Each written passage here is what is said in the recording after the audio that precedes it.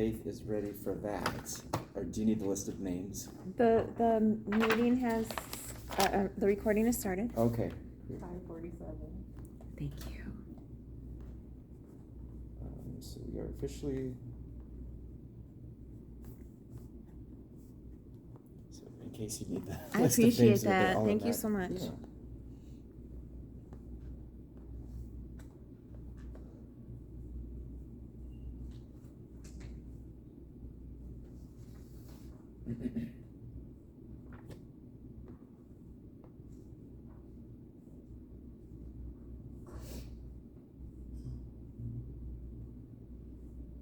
So while we're being quiet, my old home in Philadelphia, the water pressure dropped, so they're under a boil water advisory for right next to my old neighborhood and where my niece lives.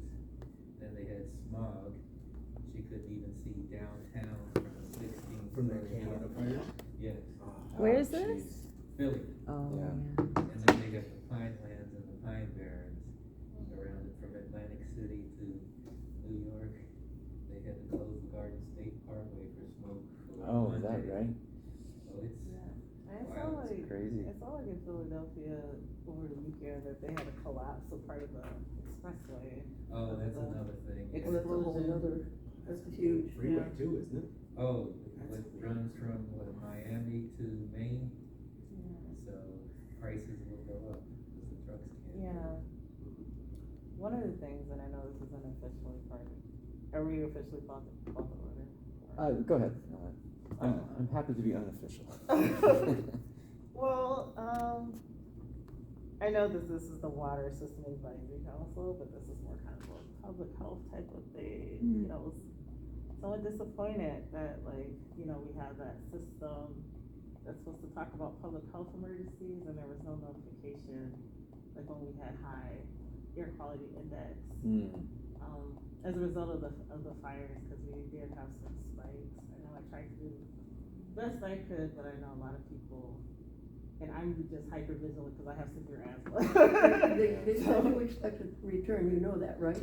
Yeah, Okay. and I just like ways for people to kind of like protect themselves as they're going out. Like you should be wearing a mask. Like don't be doing like when you're going outside. Don't be wearing. Don't be using vigorous activity. Like if you're in your car, like use the recirculating button instead of like the intake thing. Like if you have like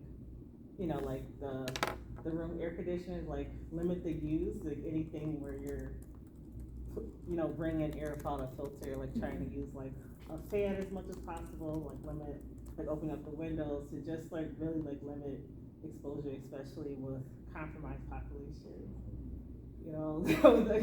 My I was doctor really suggested concerned. that I reinforce my air conditioner filter with, a charcoal filter, like, Because I mean, like particulate matter. Yeah. And I know I see Dr. Rose nodding his head, but like, and I know I'm not a physician, but just like what is and hopefully, like whatever type of like emergency response plan, would include like type of communications to protect our community. It was stuff like that. announced by an air quality emergency. However, it was not announced by the health department, and I'm no longer on the board of health because I'm no longer on the board of health. So That was- and several counties, so it was a state issue. Yeah, that's. And two separate times, because there was one for ozone before the particulate matter warning. Yeah, that was, like I follow like the National Weather Service, like the Detroit on Twitter, and so like I was surprised, of that and tried to push it out. But it really didn't say like, how people should protect themselves. They really mute the message on wearing K95 masks. Yeah. And it's regrettable because the reason I know what's going on in Philly is because my niece doesn't read the news or watch the news, so I had to call her and say, put on your mask, stop opening your balcony sliding doors. Yeah. And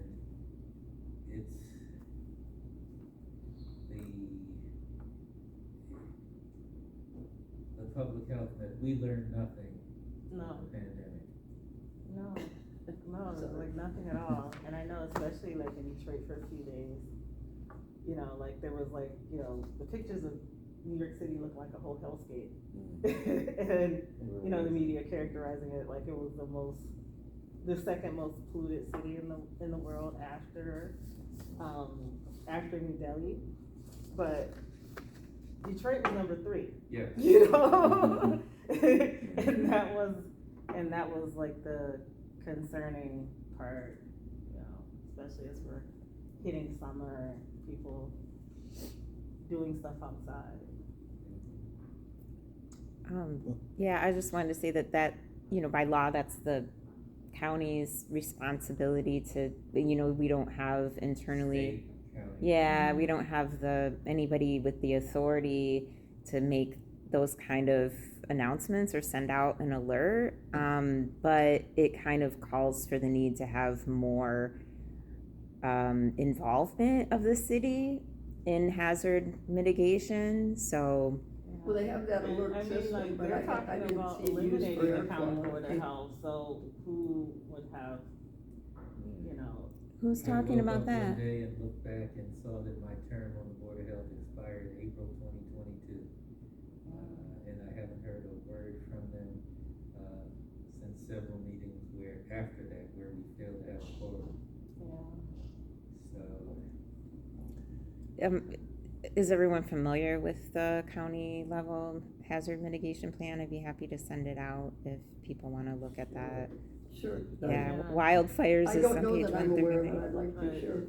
Yeah, I mean, it's just, I'm not sure. But I know, if like, you know, as see far it. as like emergency, but like, you know, like the fact that people should probably wear masks. I don't know, like, where the recommendation versus like an emergency declaration. The local stations were good, cause I kept flipping stations last week, but I don't know how seriously people take it.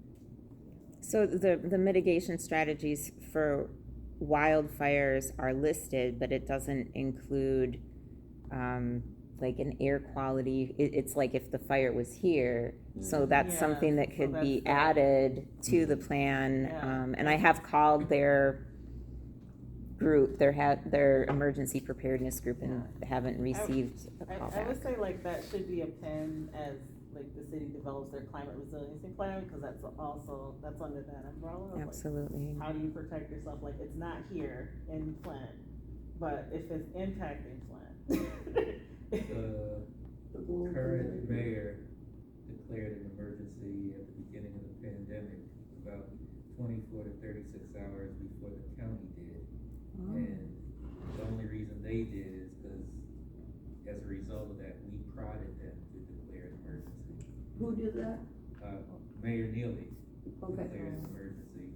Then finally, the county declared an emergency, and then I think within 12 hours, the state declared COVID was a health emergency. Those are just my thoughts, but I guess we could get off. Well, this is exactly. So I didn't want to jump in. There's some stuff to follow up on there, I think, for sure. Should we do our official roll call? I know, I'm Oh, not sure of you your name, I'm checked sorry, people I can't remember your name. Oh, honey, you don't have to. She's not on the council, so I'm all we just need to do is residents, confirm the Okay. members of the council. who Okay, are and are so, not here.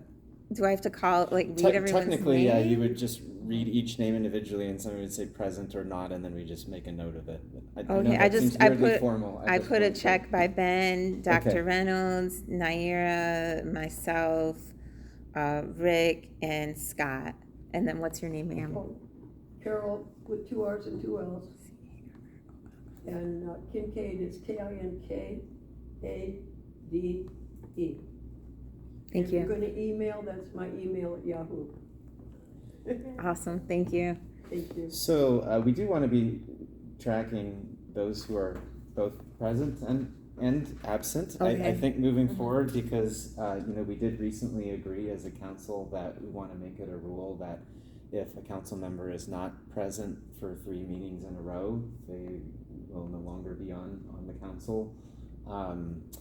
We have a council member already fitting that description who I've had a really hard time getting in touch with, and that's something that at some point we're gonna need to talk about, I think, as a council, because we still don't technically have bylaws, and we don't necessarily wanna apply new rules retroactively to people who didn't agree to them, so, you know, it's obviously become really challenging to get a quorum's worth of people here, and if we don't have a quorum's worth of people here, we can't technically do anything. I mean, we can talk, but you know, we won't be able to do you know, make decisions and so forth. So you know, this is becoming a pretty big problem, and I think that at the next meeting, it's going to have to be an official item of business, like figuring out what we do about that, because we just can't be a functioning body if we don't get a quorum's worth of people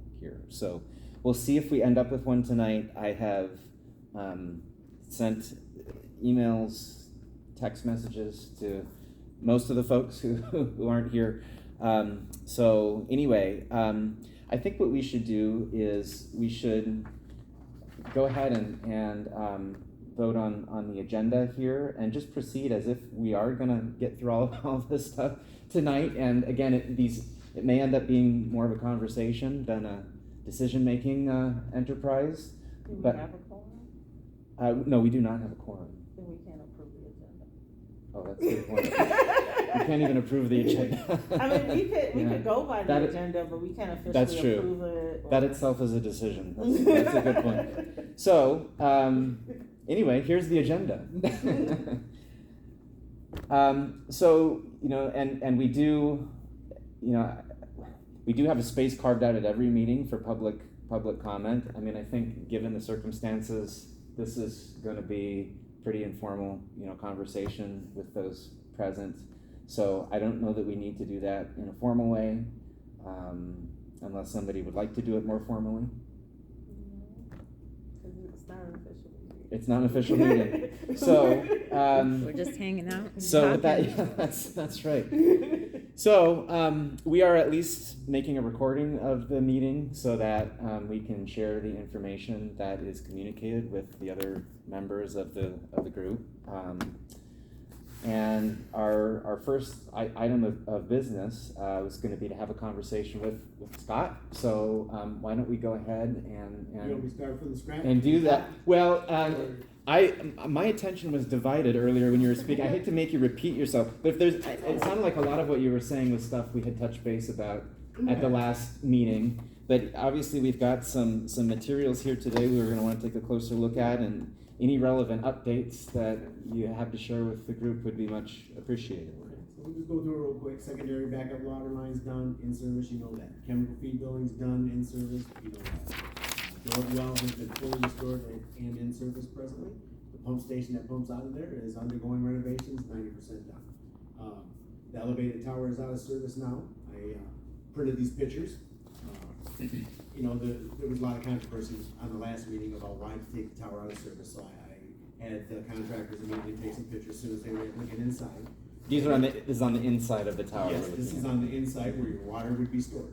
Right. So, you know, as you can see, there's several of the L brackets that help support the roof have all popped loose and hanging. Ice has bent one of them. You can see there's rust. And then the very last picture, it shows where the roof meets the sidewalls, and you can see daylight through there. Oh, So, geez. you know, obviously rain, birds, whatever could get in there. So, you know, it was time to take it out.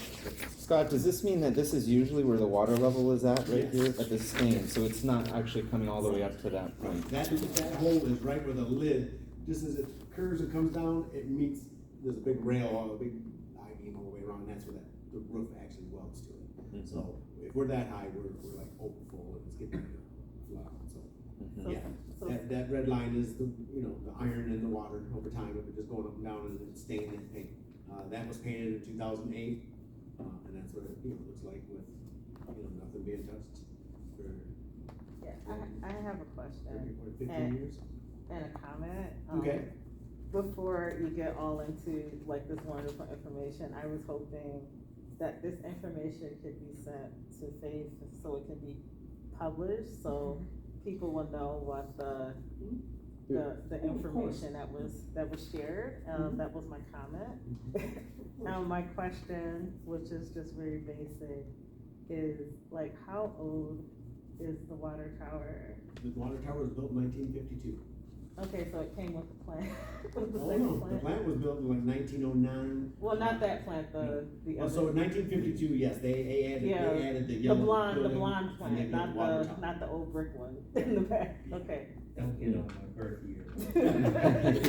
Well, they celebrated it here in Flint with the new treatment So, plant.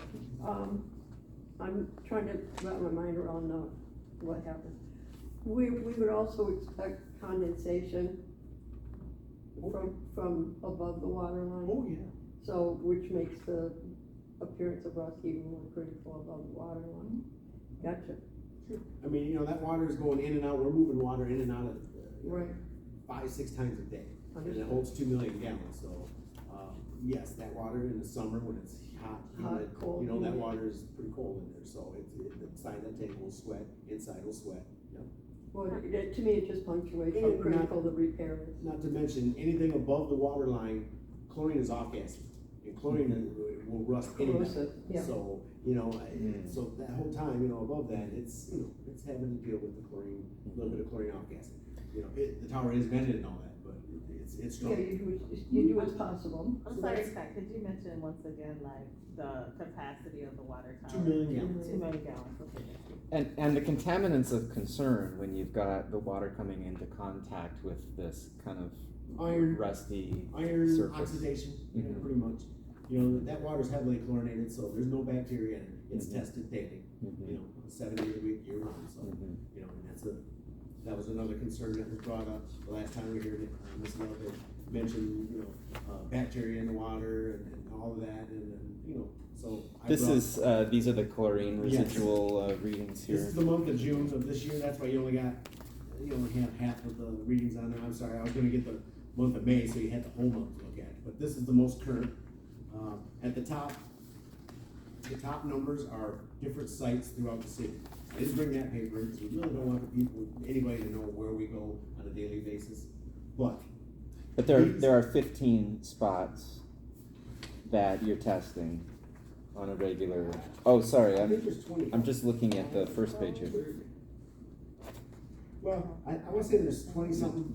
25, so some of them you're testing for chlorine residual, and you're testing for, I assume, total coliform? Some of the sites, we do a complete workup, and then some sites are just chlorine and Bacti sample. Okay, So this is all of the chlorine so all sites get chlorine tested. So Right. this is a list of all the chlorine testing throughout the city with all of, you know, data, so. and why are some tested more regularly than others? Because so like the water plant, we test the water from GCDC, we test the water coming from Glewa, we test our blended quality, them get tested 7 days a week, so them will get tested every day. Other sites, we'll go to, so if we have 15 sites throughout the city, we'll go to like 4 sites today, 4 sites tomorrow, so Mhm. that's why they're kind of spread out that way. And I do have a question, I apologize if it was, I wasn't at the last meeting, y'all may have met. The column for CS and WR, what does that stand for? Cedar Street and West Side Reservoir. Okay, So Cedar Street is the reservoir over there by, White Horse Tavern, yep, and we go there, you know, and test that chlorine okay, so coming you out of test there. right there, Yep. at that site, okay. We test the water coming out of there, because we store up to 20 million gallons there too. Scott, how confident can a resident living in one of these parts of the city be that the chlorine residual at their tap is more or less the same as the numbers you guys are getting when you test that in the system? You know, that can vary, you know, the city inherently has issues in the distribution system, you know. During that Arcata study in 2018, you know, in the city, originally, some of the plumbing in the ground was designed for, you know, a population of 200 meters. Now you're down to 79,000 something. Mhm. So, you know, some of the pipes are giant size. Right. So that's one of the things over the last, 10 years, when they replace mains, they've tried to size it properly due to, you know, the population in the area, water consumption, but.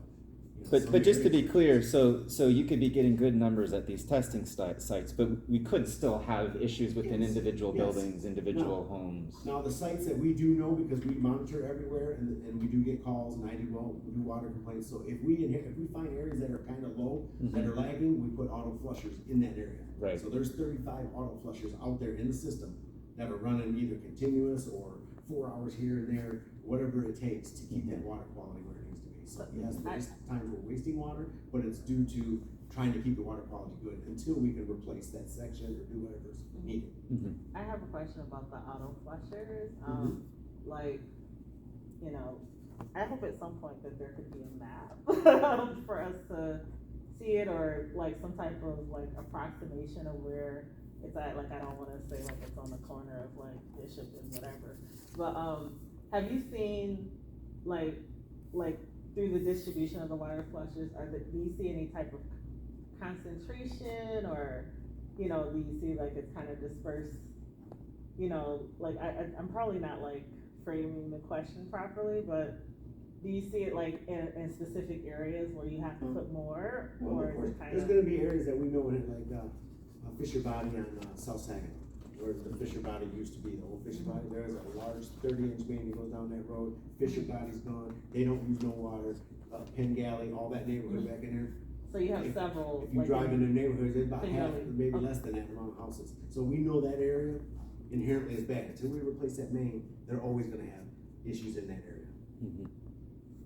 And I can attest to that, cause one day we followed Scott around town, sampling water as part of a University of Michigan, water study, so.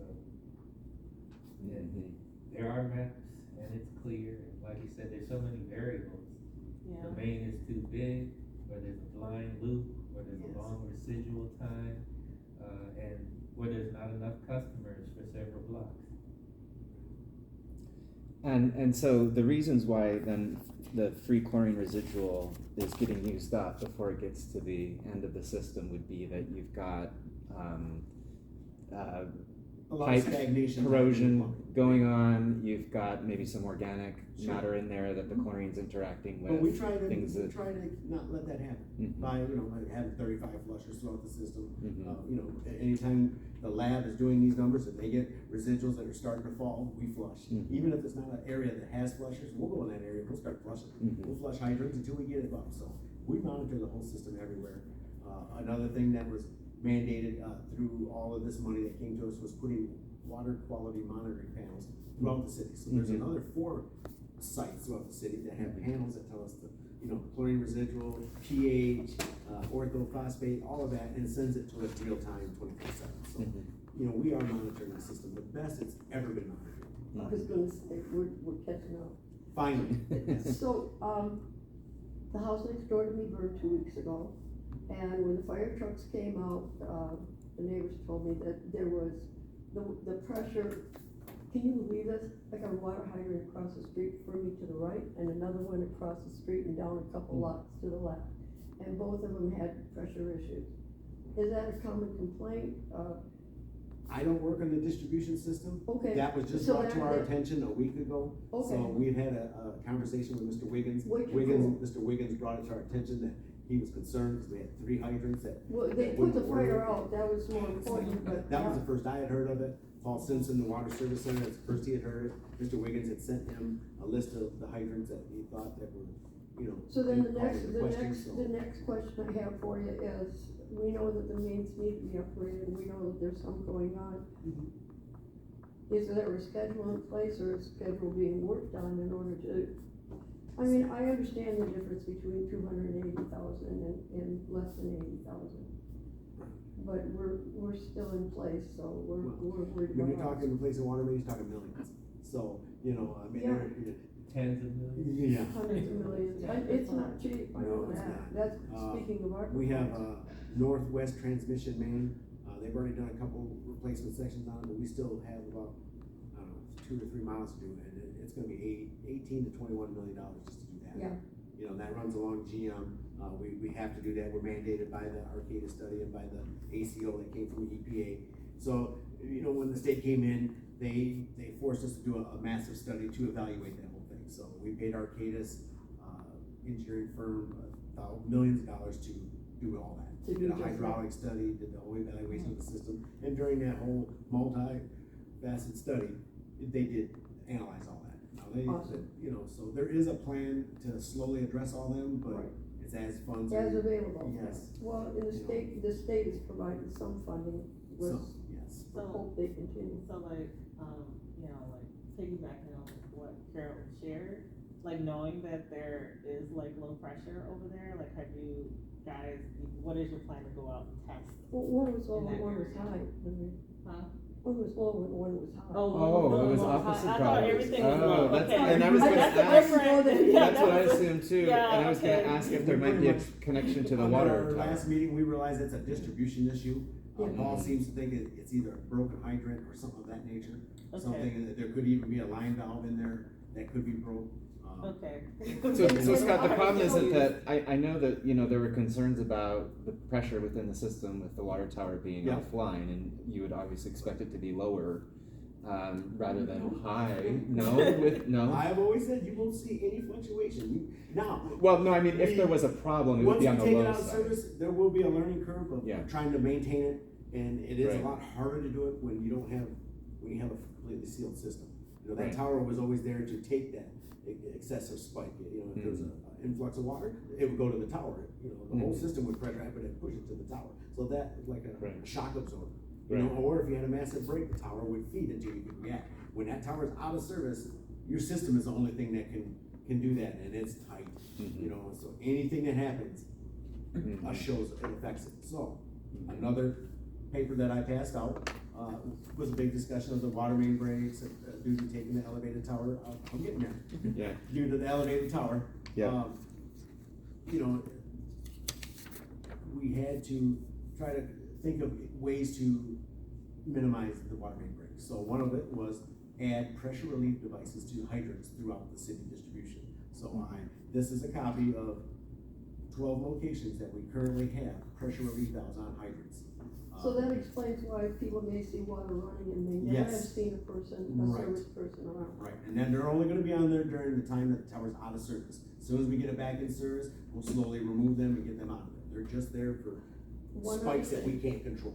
about the chlorine, because, periodically, when I flush my toilet, I'll get a terrific, it clears my nostrils. It's only periodically. Is that more likely about main breaks that have shifted the water flow in my area, or? No, it's just, we maintain a little bit higher chlorine residual in the system now than we did. How long have you lived in Flint? For years and years and years? Oh, well, I came back in '87, but I've been in place where I am now since 2001. See, so from 2001 all the way to 2015, you were used to a half the amount of chlorine in the water. Yeah. Once our crisis happened, Oh. after they evaluated everything, they made My us double partner the amount of chlorine in the developed water. pneumonia and It's died still from the way within limits lack of of what we had. coverage in 2014. And I never hesitate to mention that, but I do understand the time frame. So, and after that, they evaluated everything, so at that point, we had to raise it. You know, you had a lot of Legionella, outcry for the 12 Legionella, deaths and whatnot, so they looked at it, and 1.7 is now our new standard. It leaves the water plant at 1.7. We try to maintain 1.5 part per million out in the city. And what might it have been preceding that? You said it was. Less than that, you know, 1, Okay. 0.8, 0.7, you know, Gotcha. citywide. Just about half. Mhm. Okay.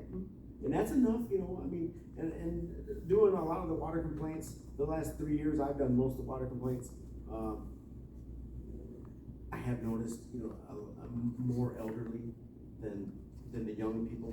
I've had a few young people that complain of rashes and stuff like that, but, you know, then they would, you know, I have rashes and that, but you know, only bathe once every 2 or 3 weeks because I don't trust the water and this and that. You gotta bathe somewhere, you know, I mean, that could be. Oh, I bathe all the You know, time. and I realize that, but, you know, and I'm wondering if maybe, you know, your system's got to be on a lower level. I know I used to eat anything, but if I eat too much grease now, oh, it talks back to me, you know, I mean, certain things, over time, I think you get more sensitive to. You know, I have had several, residents tell me just opening the washer, just smelling it chlorine makes them sick. Yeah. You know, it's like, wow, you know, but it is stronger than it used to be, so that is something different. Yeah. I mean, it's still within, you know, Well, and And that's we- why I wondered if the pressure might make a difference, because it could, in my mind, the concept of if the chlorine would cool, you know, with less pressure, and then when the pressure normalizes, then you don't. So during the time that this water tower's been on service, we've maintained everything the way we said we were gonna do. We took it out of service. That initial day, we had 2 water main breaks. They weren't large, they were smaller ones in areas that are prone for main breaks. After that, we've had no water main breaks. We had 1, not this Monday, last Monday. But other than that, we've had 3 water main breaks since the tower's been on service. So between, all the things that we're doing at the water plant, we altered our operating the pumps a little bit, using the smaller pumps as much as we can, putting these pressure relief devices. I think all of that has helped, mitigate a lot of the main breaks that we normally get. Now, you said that the pressure, did I understand correctly? The pressure release devices would be removed when the tower's completed? Yes. Okay, Not your auto flushers, just your pressure gotcha. relief devices. Okay, that's These were just added to two the different system. devices, yeah. And Scott, you mentioned Mr. Wiggins raising concerns about pressure out in the system. I don't know Yes. who that is. He's the fire chief. Oh, okay. Interim, is it interim? He's the interim person. Yeah, Oh, okay, I he's- see. He came to the fire next door, and I said, you need, he was just an old black man walking up the street with a black sweater on. I said, you need to stay here, the police and the fire department. He's like, I am the fire. He said, I'm the chief, and I'm like, but there's no identifiers. Oh, I felt so bad. Okay, that's my vignette. Okay. And, yes. Can I share your observation? There was a place where you had your flushers on, and one of the local residents, shut the flusher off. Yes. So this happens also. Yeah. Well, Is being there a way for informed. you to, is there a way for you to like maybe have like a sign or some type of communication to like let people know that they shouldn't be touching it? I'll talk to Paul, maybe there's Yeah, we something. can Yeah, do like a that. little, like a little. I know they've altered the Yeah, times that they're fire. flushing. They try to do them at night when it's Yeah. not inconvenient for the residents and whatnot, because some of them, drain out on the lawns and whatnot. and they're- Or like- Just like a little yard sign or just something that's like. But also like, or maybe not just don't touch, but like, why is this happening type Yeah. sign, like. Yeah, that's what I'm saying, like, Yeah. like auto flusher. Yeah. I know Paul or- has told me he or does try to something. communicate with the residents that are closest to it, to let them know, but it probably wouldn't hurt to Yeah, have a sign on there. or something. yeah, cause then you could actually reuse them. And cause I've heard many people say just over the years, when they see water spewing out of those hydrants, they don't understand why that's happening. It seems at the very least like a waste to them. And they also sometimes are troubled by the color of the water and so forth. And so, if there was something on site, that if somebody's walking by or driving by, they're like, what the heck is that? There's a little explainer there. Our water rates, Yeah. just dumping it on the ground. Yeah. Because again, I've heard that a lot. Yeah, and I mean, like, I've been asking for something like that for years, of just like, just as part of like notification, I mean, it increases like their transparency, Or so people doorman. kinda know what's going on, and they're not taking it back. It's not just education, it helps Within people 5 or understand the 6 system. Addresses, Mhm. both directions or something, both sides of the street. Yeah, or like a For the whole flyer. block, it probably wouldn't even hurt. That'll work. Yeah. Part of notification. What is that? I'm sorry, hold on. I missed what Scott said, I don't mean to interrupt, but I don't wanna miss what you said. Door flyers. Door possibly. flyers, okay, Put them on the whole block, wherever that hydrant is, that whole block. okay, Get them on their doors, letting them know that, the reasoning for that hydrant. cool, thank you. Go ahead, Carol, I'm sorry. Oh, I'm just keeping the websites updated. There's nothing more frustrating than being at a meeting and having them say, well, it's on our website. Would you please describe to me where on the website it is? Because I'm looking right now, and I find nothing newer than 2018 or 2022. It's like, You're not alone. thank you very much. It does, I wanted to make sure that the pressure valves were mentioned in the press release on the website, and they are. Do you want me to send that out as well? Has everyone seen What's your that? question? I missed. D- I mean, I heard you say pressure valves and see there's. I wanted to see if the May 1st, I guess it's a press release, but it's like on the website. But who would know what a Which pressure website? valve is? Like, what does it look like? Like, So more like, Is education. this just like a random person? Like, would they know? I know, but it's because of my work. Like, if I call my sister, she's not gonna know anything. Well, it does explain what they do and the purpose. Which website are you on? thecityoflint.com/flint-water-tower-upgrades/ Alright, Like even like a picture, cause I know like, you know, like the city of Flint Facebook page, like they do post just a picture of like, this is what it is, if you see this flushing. I like that. Social media would be a good Yeah. place to place a photo. Of just something like that, so it's more kinda interactive, I and then can- you I can mean, we look don't back want the to locations put out there, I mean, I don't mind putting that out, but we really don't want that going public. Thievery around here is. Well, it's I like- mean, I would say just. Some of these are brass, so we're already concerned about it. I would say a picture of what it looks like, so if someone, Like and a then the Just some different signage, models. Yeah. the signage like actually at the location as well, just so people know what it is and don't think that like equate like, well, that's the reason why my water's high, you know, seeing like. And it's nice to be transparent like that, but the more you tell people, the more you show it, sometimes we try to be inconspicuous, and try to keep it hidden, cause I'm telling you, they steal stuff like wildfire. If there's scrap money in it, it'll be gone tomorrow. Well, Oh, thank you for telling us where they're at. I would say personally, like, I try to frame stuff in, like, abundance, cause I feel like more information, like, knowledge is power, you know?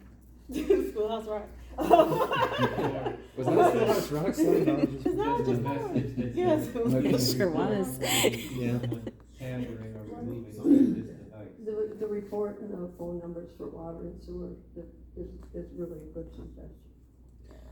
Speaking of communication, I noticed, Scott, that you've also given us a Yep, copy that's the of last the one. latest annual water quality report, and I was glad to get your email the other day, Yes. where you're suggesting that we Yeah, talk have some a about the meeting. next version of this. Yes. That would be really great, because I think that, obviously this subject has come up before at past meetings, but originally it was coming up at a time that wasn't the most It was the convenient. same thing. in We- terms- We had started and all the input that Yeah. you were giving me was at Yeah. the time that we had it at the print shop. So Yeah, it was right, like, right, you know, So- we need to do it like in January, early Right. January. right. You know, in here. So Scott had suggested that we actually have a meeting about this issue in early January so that we can really dig into this document and, come up with some ideas about how to make it more accessible, how to make it more engaging. I was on a working group under EPA that was looking at the rules around these CCRs, as they're called, Yes. and making some suggestions about how to make them, more accessible and so forth. And in that process, we got to see lots of different examples from lots of different cities, and it was really striking the range. There are some cities that are loaded with resources that are able to put out these really slick, glossy, engaging water quality reports. Obviously, here in Flint, we don't have like a design team just sitting around, whose job it is to do that sort of stuff. But there's probably some low-hanging fruit that we could work on, improving, if with some more, input from the council. So I'm excited by the possibility of really kind of taking that on in a way that I think is going to be very concrete, because again, we're going to be looking ahead to the next version of this, and we're going to be able to give the kind of input that can actually make an impact on what this ends up looking like. So I don't know, was there anything you wanted to say about this current version, Scott, or is this just kind of for our You're information? seeing it before anybody else sees it. It's at the print shop right now. It has to Okay. be delivered by July 1, so it'll be mailed out in the beginning of the last week of June. Okay, Everything looks good. I mean, nothing abnormal. We had no violations. We had a couple high hits on the lead testing, but you gotta understand, we're getting rid of all lead tier 1 sites. Tier 1 means it's a residential home with a lead line going into their home. And that's what you see in the news with lead service replacement. They're working on doing that. They're down to the last homes of people that are just, they're not happy with the city and they don't want the city. So where I'm going with that way is we have enough tier 1s to complete the whole 90% testing, but they don't want to. So now we're being forced to use tier 2 sites, which means it's a lead line, but it's a business. Now businesses don't have the volume, they don't have nightly use, they don't have some businesses only open 2-3 days a week, so that water sits there and it gets stagnant, and it just sits in their surface lines, and it sits there. And then we go in and we get them, oh yeah, you test that water, you go in there, and if they don't use that water a little bit, like the day before or something, just use it, get some fresh water in there, and then let it sit 24, and then let us do the testing. There's not enough communication of that, so, or they just, we're still depending on the people to do the testing, so, if they don't do it, they don't do it. So when they pull them samples, we kinda get higher numbers. We get higher leads in there because it's had a long time to sit there, cause shoot, for all we know, it's been there a whole week, dormant. And so as that water's just sitting there, it's getting stronger concentrated, stronger. So they want it to see what it is under normal circumstances, which is using water every day. So in at least one case, you got a result of 50 parts per billion for lead, it looks like. Maybe that was Is my it- house. Was that what yours was at? No, 50. 50 is the upper end of the range here, right? 0 to 50.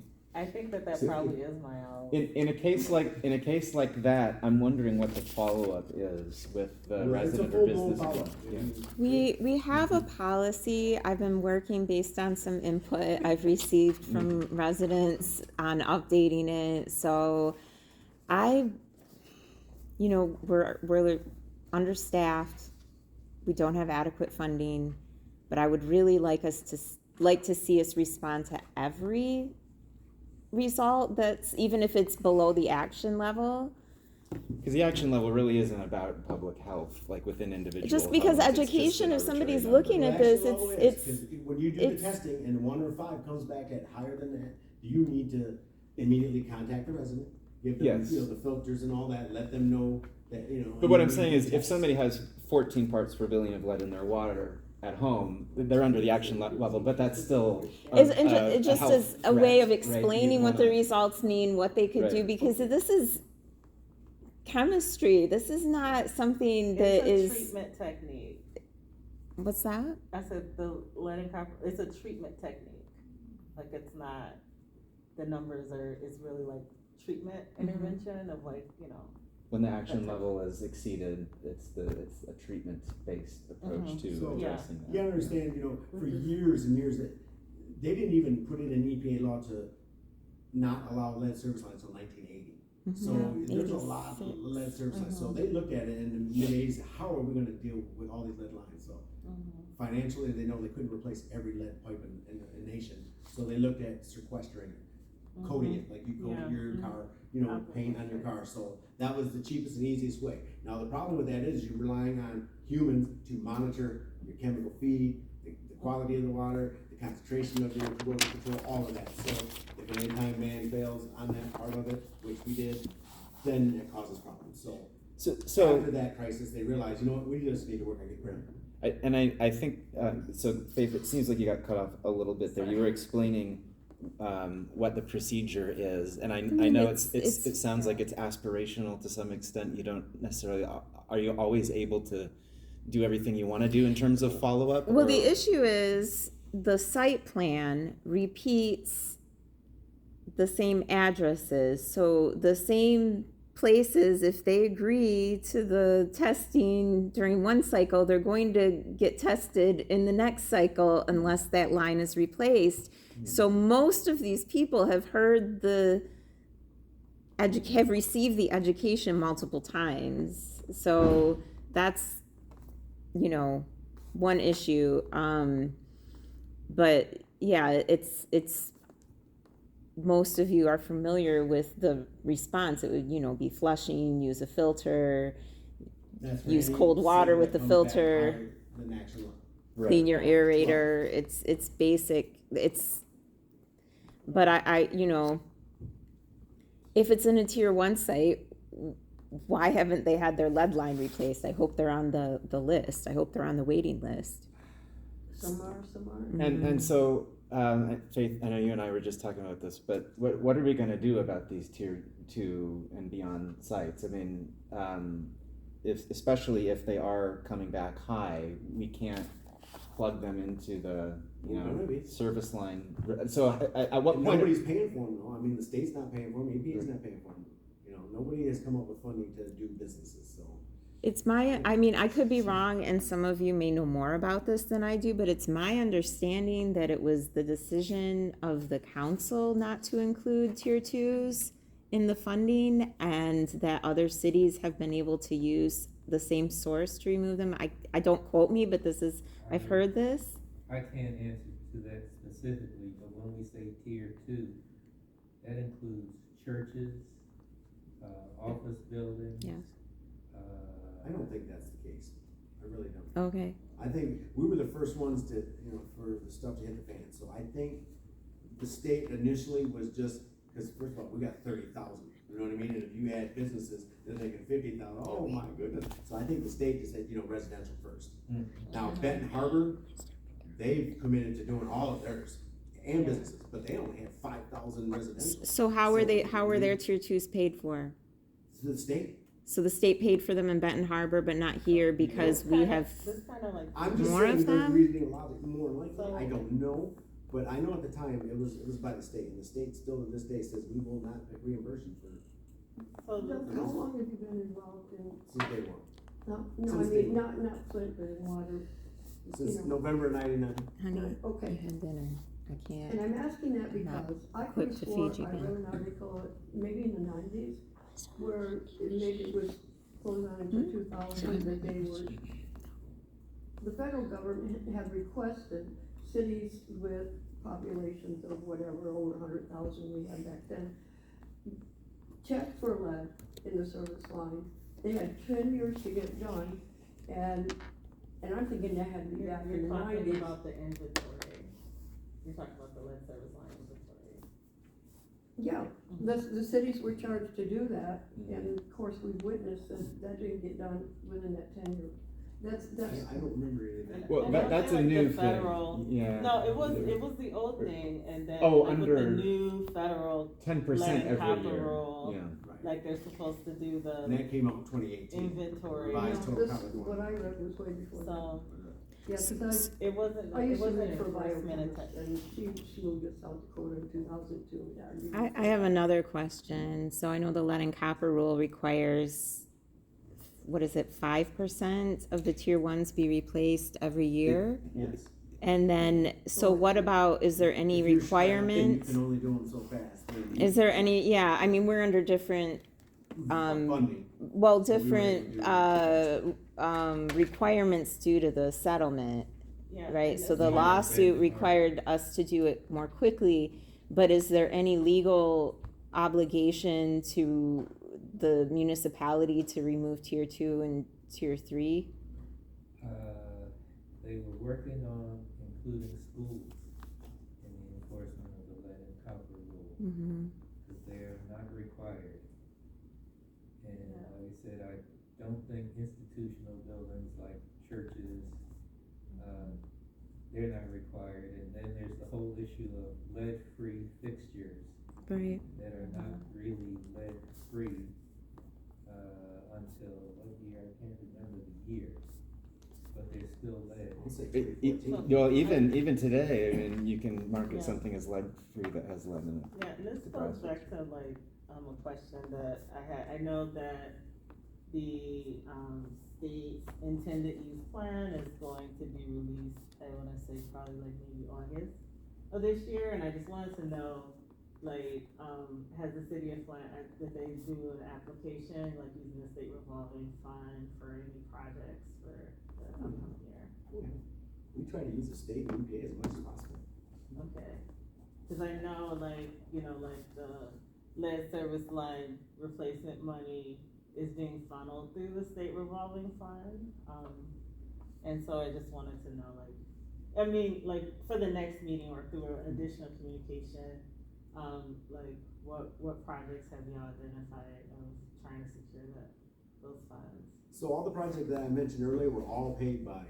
So, when we shut down in 2016, we had Making Water, they did that Arcadia study. By 2018, they knew where we needed to go. So at that point, that's when the feds and the state said, we'll give you 180 million, whatever, and this is what you need to do. So part of all that funding, and we were given 5 years to spend that money.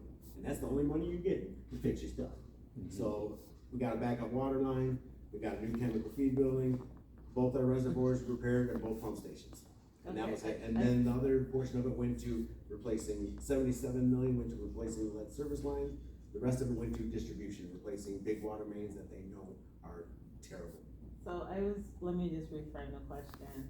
I wanna know, like, if there's a current active application to the state, right now, that I will see in August, with the state's intended use plan, for state revolving fund dollars. And you get back to me Oh, on have that, to. yeah. Yes, we do. Yes, we have 11.8, we have 11.8 million coming from the SDWRF funding to Mhm. do Cedar Street Reservoir and Pump Station. The second phase of that will be the second intent to apply, for the second phase, and that'll pay for the Northwest Pump Station, Okay, so or the you already, Northwest Transmission Line. okay, thank you. It would be nice at some point to have a clearer picture of just kind of the financial state of the utility, like what kinds of funding streams, you know, do you have, like what kinds of grants have you applied for, what kind of grants have you received, are you being turned down for things, you know, when you apply for them ever, like is that a problem?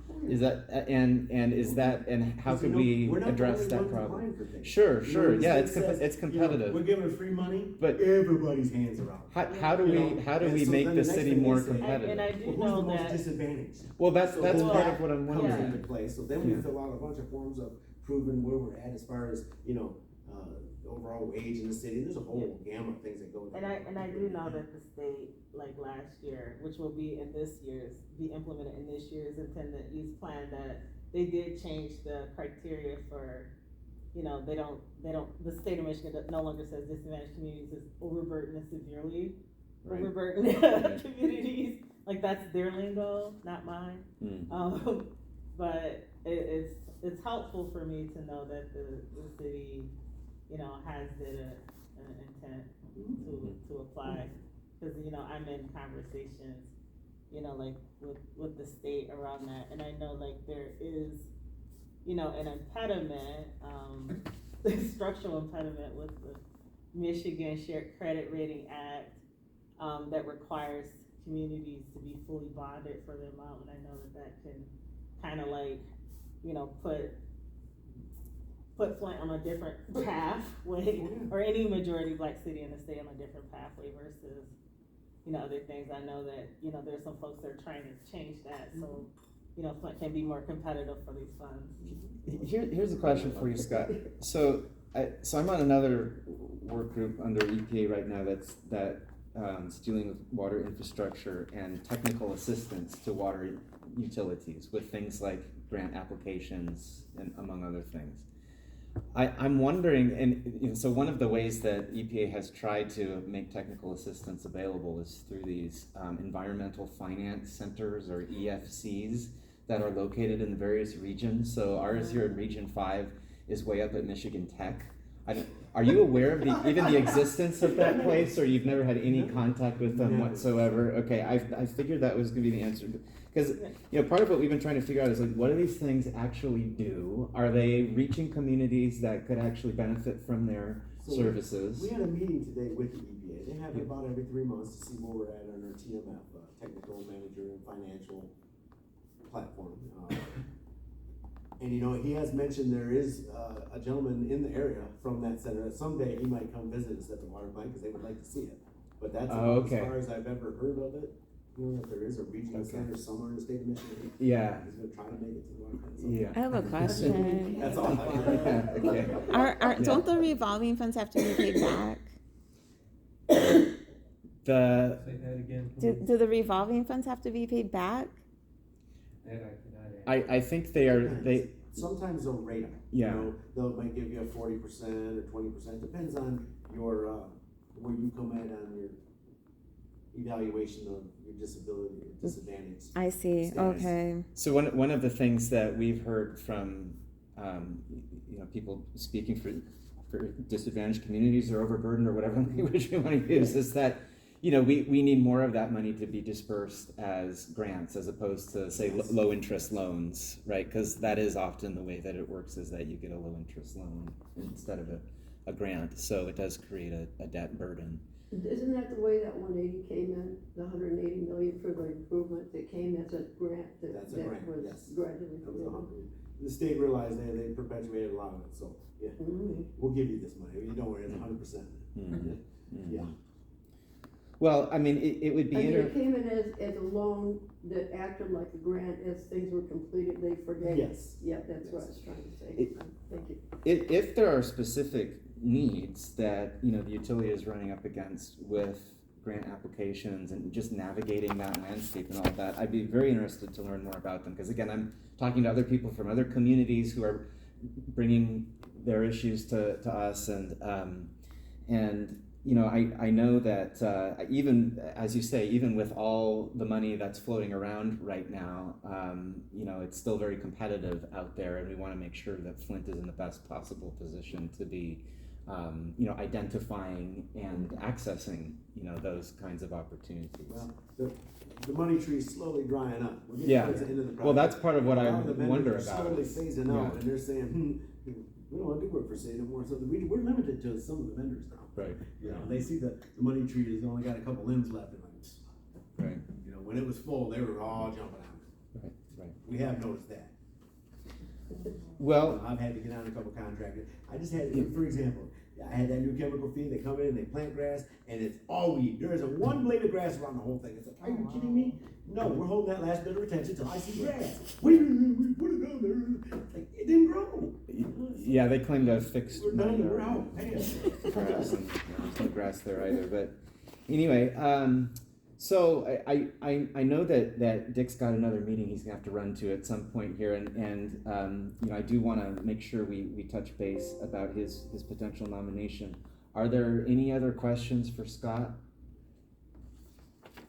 No, thank you, Scott. Scott, this was- Thanks for your enthusiasm Yes. and expertise and material. Just a couple things that were calling me questions. I know I had to get them. If I have questions in my notes, I'll email you. If I didn't miss something or it doesn't make sense, thank you.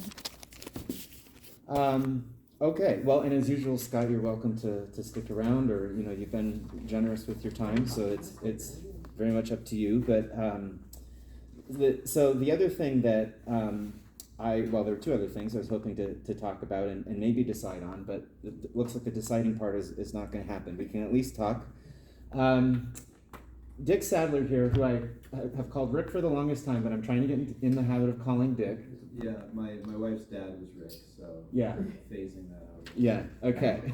So, Remind me. yeah. Ceremoniously left in life, so it's not like she fondly remembers him. It's like I don't like Trigger Rick point. Trojanowski. So. Oh, I see, okay. The trigger point. Understood. Okay. Yeah, okay. Well, we want to be respectful of your preferred term of address. In circles, is Rick or Dick is fine. All right. No. Just not Rich. Okay. That would offend you in that case. Okay, you don't want to be a Rich, as in Bear. Don't offend. Yeah. Don't offend. I mean, Rick Snyder, right? Another reason. Oh, Yeah. yes. Oh, the groans. There you go. Okay, so Dick has expressed an interest in joining the council, and when so a couple meetings ago, we as a council adopted some criteria that we thought were appropriate in determining whether or not to recommend the nomination of somebody who comes our way. And they were pretty minimal criteria by design, because we don't want to be gatekeepers. We want this body to be as inclusive as possible. All we decided to ask for from people was a statement of interest, not a resume, statement of interest, and a statement of commitment. So on the understanding, again, that 3 missed meetings in a row would result in removal from the council. Dick had provided both of those, and so, I passed his name along to the city, as I've done in other cases like that. And I got an email from Lottie expressing concern that the nature of some of Dick's work, which is connected to contracts with the city, might create a conflict of interest. And so she was at the very least recommending that we talk about this. And so I think I'd already sent around some of the feedback I got from Dick on this issue. And you know, I happened to see Lottie just the other day, and I you know, brought this up to her, and you know, she told me I had actually invited her to this meeting, and obviously she was unable to make it, but you know, what she said is that she's comfortable doing whatever the council decides. So in other words, it's up to us from her perspective as to whether or not there are any concerns here. Yes. I have absolutely no concerns. I've worked with Rick intermittently. In his various incarnations. Yeah, like, Yeah, all of your brother, ancestors. since at least what, 2015? Yeah. And he knows the geographic issues of the city, and he can do analyses or draw on the work that he has done to inform us in areas where we get no information, first of all. And secondly, I don't know how much longer Lottie Ferguson will be with the city. And that was the next thing I was gonna say. is that Couple she- weeks. Yeah. She's Another good. loss, but nonetheless. Yeah. Well, she's still gonna be here in the community. At the Right. Community Foundation Yeah. of Greater Flint. And I'll just add to that aside from his shifting aliases, which is slightly All of the suspicious, I've not aliases, found I've not found had any reason to conclude that Dick is a I'm gonna keep doing that for a while is a bad actor in any of this. Quite to the contrary, I think he very much has the best interests of the city at heart, as well as a lot of relevant expertise, and he's here, and frankly, we need people who will be here, you know, because we can't do what we need to do without that. So if we can add people to the council who we can, you know, count on to be consistent participants and who are bringing everything that Dick would bring to this work, then all the better. And I neglected to mention, he's governed by MSU IRB regulations, so he's not running road. So I work for Michigan State University, and so any of the projects that I am a part of or run are connected to our human research protection program. So anytime there's any kind of, so an IRB is an institutional review board. So Okay. MSU has ethics review boards that, No Tuskies. Yeah. If you misstep, you'll be questioned by MSU. yeah, there's a lot of incentive for me. I mean, and I grew up in like south side of Flint and in Burton, so the neighborhood where I mow, where the Scott had Community connections, incentive. that's where my church was all growing up. My parents were married there back in the 70s, 60s, whatever, doesn't matter now. Well, you're now living in my neighborhood, so this is another, you know, Flint Yeah. resident I- addition I would- to the I would council. say like, aside from Dr. Sadler and all of his aliases, that's kind We'll of the go with aside. that one. Yeah. Like, otherwise known as, no, I guess I probably should say that for the, like, this Should be is closer. not official hearing. But I mean, like, I know that we cannot make an official kind of thing, because we don't have quorum. But, you know, I've worked with Dick, in various instances of all of my aliases, for quite a while. So I wouldn't have any problem. I guess like the only concern that I have, like, I know that we have, you know, is it a body of 12? Well, it's Officially, 11 right now. It's 11 right Yeah, now. Yeah. Just the geographic breakdown, like the ward breakdown, like Mhm. that's like my What breakdown of ward. ward? Yeah, that Where's the residents, like, from that? I don't actually know where That, everybody that's lives, like but my I would- only, yeah. like, not Mhm. for, not Yeah. for, Dr. Sally's, application, but just, you know, usually like when it's things like this, like, it's citywide, but it's concentrated in a certain area, and just wanna be mindful of like the transparency of, like, we wanna make sure that views from everybody, that residents that live in the city, like, their neighborhood experiences are reflected on the council as well. Totally. And I can share that, I mean, to the extent that I could be useful, whether or not I was on the committee, I would be happy to pop in the way Scott has tonight. And, you know, if there's resources that you need mapped or something interpreted or whatever that may be, even if I weren't a part of the committee, I'm always happy to do that kind of stuff. That's But much we still want you to appreciated. be part of it. Yeah. Yes. Oh, wow, I don't- There's something out there, like, that's They got some kind of project that's Like, been ongoing. Okay, well. It looks monitored, so. Yeah, as long as it's not somebody. I once did literally see a dumpster fire in this video. It was right over here. There was a dumpster that was literally on fire. It was smoldering. Lovely. Yeah. Okay, I don't know well, where we're gonna, so what are we doing? we with- can't decide, I mean, Yeah. so, I mean, My as, understanding is there's not supposed to be more than two of us talking from, That's city true. sanctioned that's true. I mean, we're, What was the, I don't understand, not But- more than two talking? for Open Meetings Act. More than two people cannot discuss anything, if there's not a quorum. well, yeah, I Okay. mean, so that part of it has always been a little bit ambiguous to me, like, so can we, does that mean we obviously can't make decisions, we can't make decisions for sure, right? Yeah. Does that mean It's- any kind of it's- discussion about any subject is, I think it You know, means like that, like, it information can't sharing. be like if we're gonna have a work group, it can't be more than two. And I'm not like the charter maven by no means, but but part of the problem Yeah. is we've had turnover within the legal department here since Yeah. this council's been in existence, So- and we've heard different things from different people, and, yeah. and it's hard to know how to Well, interpret the I rules. think that probably like the best way is like asking some specific questions and asking for a written legal opinion to help guide. And I know we can't make any decisions, but that would like at least give it some cover. You know, like this was a meeting that was called, like we can't call it to order, but the public didn't know about it, you know, because it went out and all of those things, but we can't make any decisions because Well, if we you get never, a it scapegoat was for never pushing it officially forward, called. I'll be that scapegoat. Yeah, it was never Sorry, officially called to order, Appreciate like we're just having a discussion. Yeah.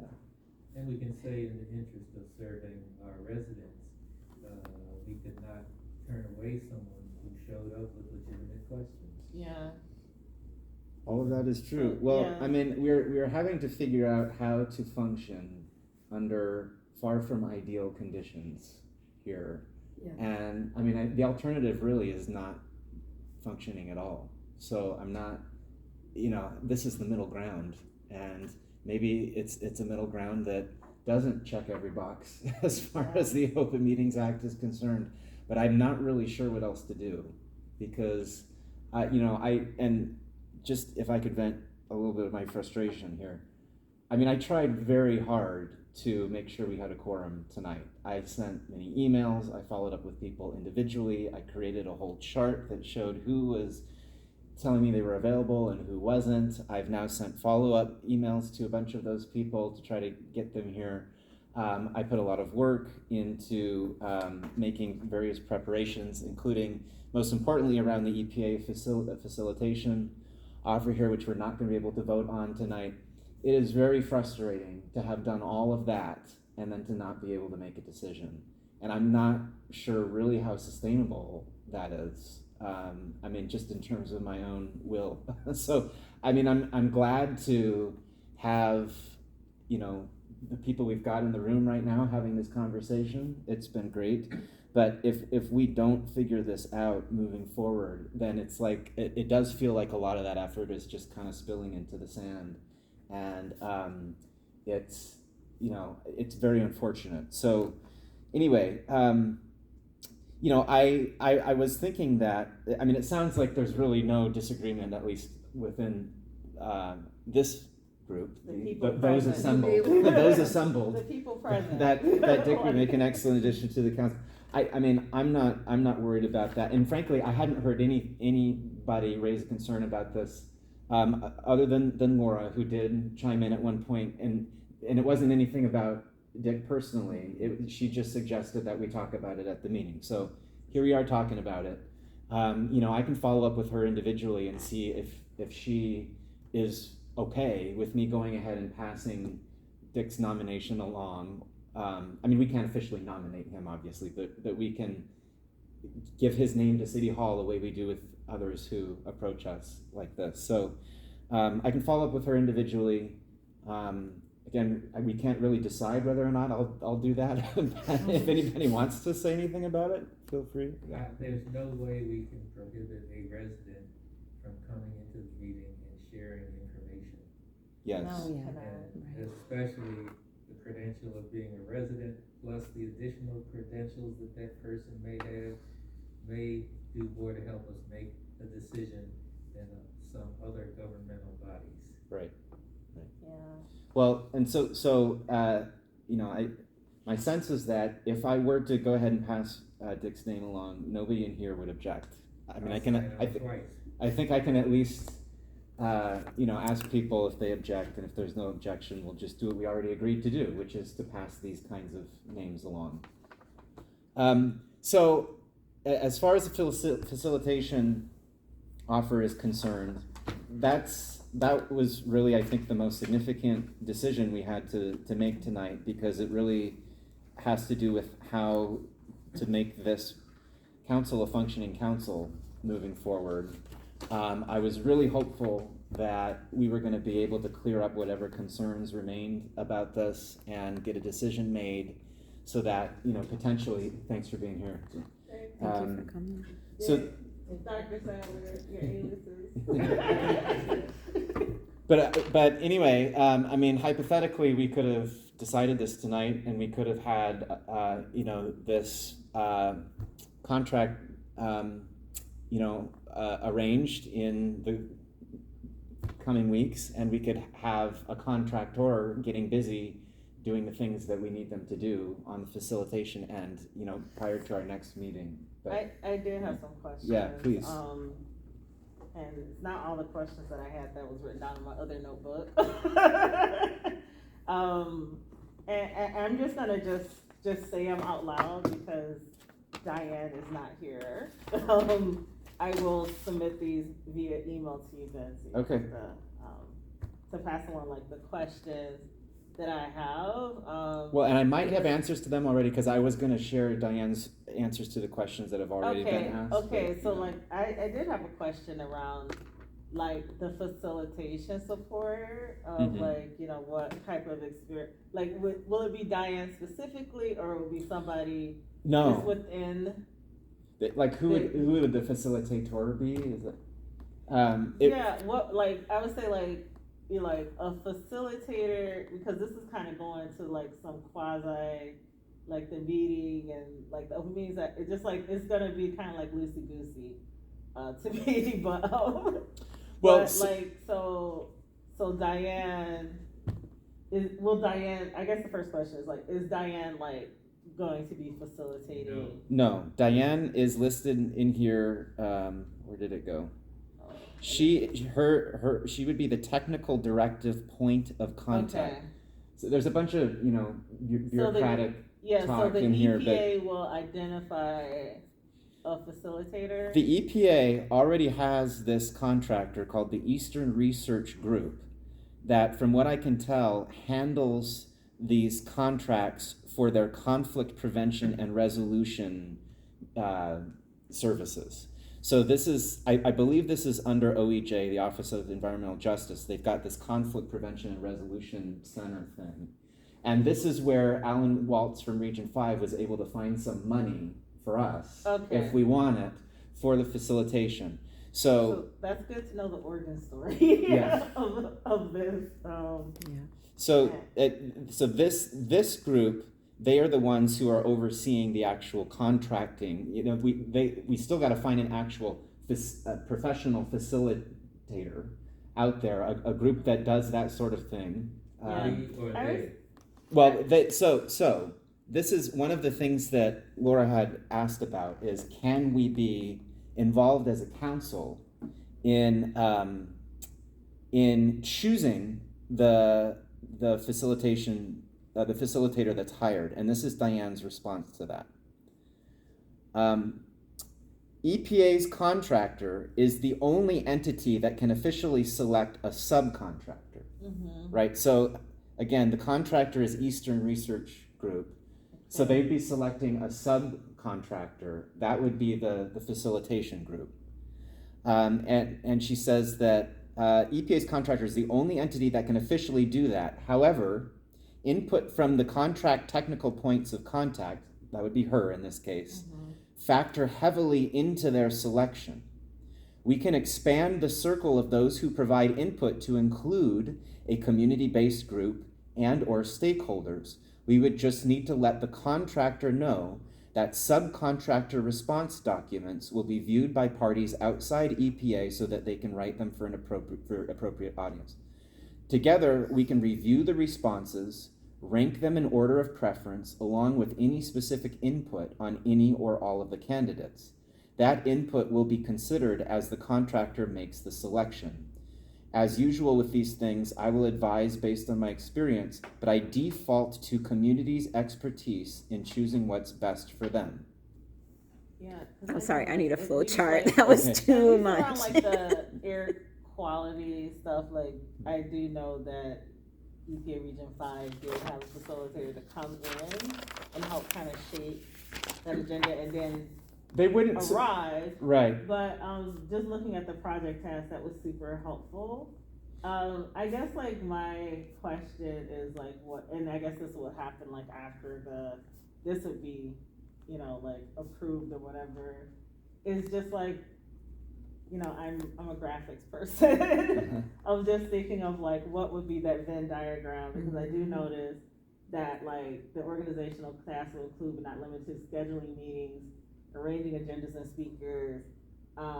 And I guess like what one of the other things would probably be like, you know, like facilitating that with the city, like having those communications.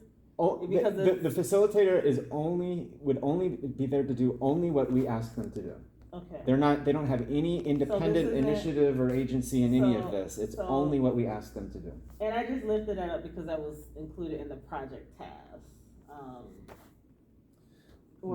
So if they're if they're convening parties and facilitating sessions or meetings, it's because we have asked them to do Okay. that for us. They're not So doing this is anything this is independently just like of an what umbrella kind of scope of services, like It's these are just kind of yeah. the names of It's all just the, to what she's trying to do is just identify all of the things that we might potentially be asking them to do for us. Okay, that's helpful because I was looking at this from the view of this is what this person is going to be doing.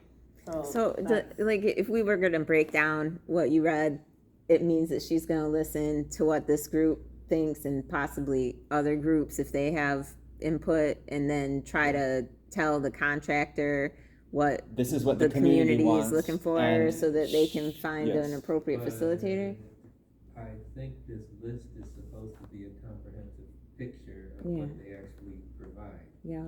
We want to make sure, the point is so that they're going to be different companies potentially trying to get this contract, right? So you want one to get it that can actually do all of the things that we might need it to do, Okay. right? So this is like a wish list. This is a wish Okay. list. It's a possibility. It's a It's a Oh, list yeah. of Oh, all I the would say realm potential. of possibilities. Mhm. None of these, we don't have to have them do any of these things, right? But It's- we need them to. But we're painting a picture of what we might want them to do, and then it's just a menu that we can choose from. If we only want them, for example, to do the scheduling part, which is a big pain in the butt, you know, we Yeah. could say, just do the scheduling part for us and we'll handle the rest. Well, and it's got the other box, it's not checked, but if there was stuff that wasn't defined above other, Like this, Carol, you mean like, Way at the bottom. Well, I Oh. guess All the way like, down. I guess like, since oh, like, the other box, oh, yeah, right, in yeah. the event Oh, I see. that something was needed, it could be inserted, yes? so I guess like the only thing I would like to Okay. add, which this is like super helpful, especially because I was not at the last meeting, is just like, I know it's like coordinating communication between council members, but I also wanna put a pin for the city of Flint, because like that is, like, they're gonna have to communicate with the city of Flint. Yeah, oh, sure. So if we were to ask them, yeah, you know, we need you to arrange with the city of Flint to have these people here at our next meeting, right? Yeah. It'd be something like that. Yeah, Then, you know, yes, they would be Yeah. communicating directly with the city. yeah, like I would want that added into the Okay. project task. And do I understand correctly, you meet quarterly? So it's the not next left up to meeting is fate. really in 3 hours? Yes. Like, I don't want it left up to faith, and she's here in a capacity, like, because, you know, there were things that Lottie did that I'm like, I wanna make sure that there is like a specific type of communication, like, We between, don't since even we're have a hiring. director of So, public yeah, works. so it's just like, you know, like that, like making sure that, like, this is like when we decided for our next meeting, so they can post it, cause like there's certain things that the city has to do, you know, so. Good thinking. Okay, so I've added that in as a suggestion. I don't think there's any problem with putting that in. I've also added in Laura's suggestion that we say something about how all activities, back to the point I was just making, are to be carried out in accordance with the Water System Advisory Council and Flint resident priorities. That was her language she put in an email. I don't think there's any problem with adding that in here. So that in blue is your addition? Well, yeah, as kind of suggested fine. by Laura. Mhm. But other than that, I mean, she had asked for acronyms to be defined. I mean, again, a lot of this is kind of bureaucracy speak here. So yeah, it's not intuitive, but they're all defined here now in the margins.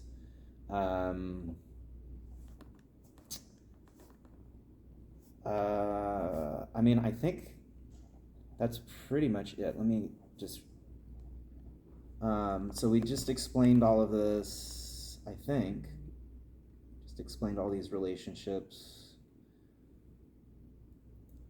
I mean, I think, frankly, it's pretty straightforward. You know, so they've got to do their hiring the way they do their hiring, right? I mean, there are rules around that, right? But there does seem to be a pretty solid possibility for us to put in, you know, give our input in a way that would actually matter in terms of who's chosen. And frankly, if they choose somebody we don't like, we'll tell them to get lost. I mean, we don't have to, this doesn't commit us to anything. I mean, we can try somebody out, and if it's working, we can build on that. If it's not, we can pull back.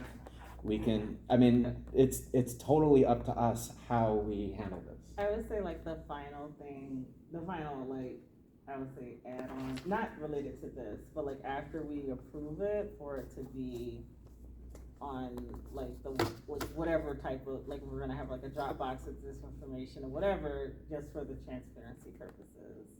Yeah. Like, I don't understand what you mean. You mean to have this contract Yeah. posted somewhere? You want to Yeah, that publicly could be post the part of the contract when meeting, it's finished. Meeting minutes. It could also Yeah. be, I mean, You put it on the one website. I mean, one like, you know, possibility you yeah, can put on the like- website. yeah, Mhm. like once Yeah. once we vote on it. Yeah. I suggest, and it would be good if we expedite this before the EPA's authority within a city water department is reduced. I thought we were expediting it by deciding on it tonight, but that's not going to happen. So I don't know what expediting it looks like. I mean, I'm not sure if there is a way for, you know, a special meeting just for this. Or... I'm sorry, you're saying that at some point they will no longer be able to help us? Their budget might be cut. I see, so I see. So well, there's no knowing, I like mean, the that's a uncertainty. great point, because this is the only reason why we're having this conversation is that Alan Waltz at Region 5, I had complained to him about the Water Council not being able to function really. And he'd said, well, let me see if I can find some money for that. And he found some money for that. And, you know, that money might only be available for so long. So the longer we wait, I mean, it's now been we started having this conversation last fall. It's at this point, it's going to take us at least a year to make this decision.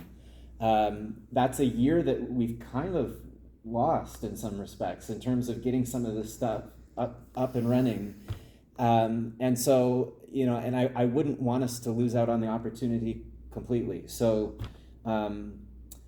all I feel like I can do is send another email to everybody saying we need to have another meeting to make an important decision. Tell me if you can be there. But all I can really do is go off what people tell me. If they tell me they're going to be here, then I choose the date, I schedule the room, I do all of the things that need to be done, but I can't force people to come. So that's where it's breaking down right now. Is it possible that you could just have a Zoom meeting that might allow just We- to make We were that told we decision? can't. We were told we can't. That if we have ever since the end of the state of emergency around COVID, we were told that if we meet, it has to be in person. But yeah, I mean, I'd love to be able to just have like a 30-minute Quick Zoom one, meeting, this knock issue. this out, but I mean, I could ask. I don't know if we get special permission for that. It's up to the legal folks at the city, and I can't even keep track of who those people are from one week to the next. So Spin the wheel. And Bill's been there for 8 years. Bill is Yeah, he's so the far. acting city attorney right Yeah, now. yeah. Okay. Well, he's But- been around through the whole water crisis, Yeah. so he should. But he's only been acting for how long? I don't know, but I know Not he's that been, you know, he's Yeah. stuck around. Yeah. 6, 7 months maybe, something like that. Because I don't think I've not spoken with Bill about any of this. I'd spoken with Angela Wheeler way back when. There've been a Precisely. couple people who had chimed in, but I see. Well, When you're asking for a legal opinion, what documents are they basing it on? they're basing it on their interpretation of the Open Meetings Act, So The that state- that's state, state law. Gotcha. Yeah. and that also applies to, every public meeting in the state. what was the thing we were talking about up here? Making that decision, Yeah. and. It has to be made if we're gonna Oh, make the a Zoom. decision. But, Yeah. and you're fixed on quarterly meetings? So when we started, When I said I mean the organization, not you individually. the state law only mandates that we meet once per year, Right, which is kind of silly, in some- well, you're, That's yeah, you because, haven't even got off the road it was yet. just Yeah. to review material, like the Yeah. design of Yeah. it yeah. was basically to review educational materials around lead service line replacement, like that's basically Okay. what the state says, and that's why it's like one meeting a year. Yeah. We wanna do more than that. And the then- law is written in a way and- that opens the door to yeah. that. Yeah. And, and we're somewhat unique versus, because like it mandates that systems, I think 50,000 or more customers has to have this water system advisory council. And so you have like other water systems, like what they've done, because they already had an active board, is they just said like, well, you're the council too. Mhm. And, because in Flint, we don't have a board, like our water system is a public utility that is under like the mayor's office according to our charter. And so like we formed, so now because we don't have like any other type of responsibilities, like we wanna do more stuff, and so that's the reason why we have. And we started out meeting more or less every month. Yeah. But that became unsustainable, and that was easier to do because we were meeting virtually at first Yeah. because it was Right. COVID. Gotcha. Now that we're in person, as you can tell, it's really hard to get as many people in the room as we need to So it'd have be really quorum. cool if the attorney was for being able to do a modify that Zoom virtual. thing. I don't know if exceptions like that are ever granted. I could ask. And who would But- be the authority that grants this? Well, I guess. Well, I mean, the city. At the end of the day, the city's lawyers would have to. Every law has to be interpreted, right? In Right. terms of what it means and how to apply it. So it's the city's lawyers who would be responsible for the legal interpretation of that law here in That Flint. allows or disallows. They'd have to be willing to stand by whatever that decision was. Gotcha. However, we can jump over them and talk to what is the state level person called, who I haven't seen or heard from, and you haven't seen or heard from. for months. Speaking of which, so, there've been numerous times when Larry and others have expressed an interest in getting some folks involved with the State Drinking Water Advisory Council to our meetings so we can figure out what the heck is even going on at that Yeah, level and what's going on in other actually- communities. Their meeting is actually, I wanna say maybe next week or in the next couple of weeks. We might have to crash that meeting because, And but they do have a virtual option, like There- just to say that. that's interesting. Yeah, because that should not be denied us if they. Yeah. I mean- You're asking me. Yeah, so the contact there stopped responding to, it said, back in January or February, she'd get back to me, never has to this day. I have talked now twice in person with Regina Strong at the state, and I have told her, we need to Yeah. get follow-up around this issue. She has So- told me, I will so help you there- get follow-up, and she has still not done it. And Yes. that's been going on for months. So the statewide, Drinking Water Advisory Council is Monday, June 26th from 1 to 3:30. And they do have a virtual option, and they are meeting in person as well. but I can forward the. Was it 1 to 2:30? I'm One gonna to be out of the 3:30. country, 1 to 3. but if somebody, I don't know if somebody from the council would be willing to So I give can- testimony at that meeting. I And can send, I'll send it around, and if you give me your email, Carol. Oh, yeah. Just, you can do that too. I'll make sure that everybody has it, 'cause I keep, if you wanna be in person, it is in Constitution Hall. Well, if somebody would be willing, and I'll send an email around to the group, but to give comment at that meeting, lifting up our request Yeah, for some kind of follow-up, some kind of communication, yeah. I don't really know what else to do at this Our point. first And question, And the state councils, they have virtual options, so, But when virtual option for like public observation, but I mean, the Yeah. council members still have to be there in I think that person. they have to be there Though, in person. yeah. Yeah. See, that's the problem. Interesting. All right, well, this meeting was never official, so ending it, I don't We think. just walk away. I think, yeah, it involves just. Should I leaving end this the, room. should I end the We could video? probably end the recording at this Okay. point. Thanks to everybody for coming out.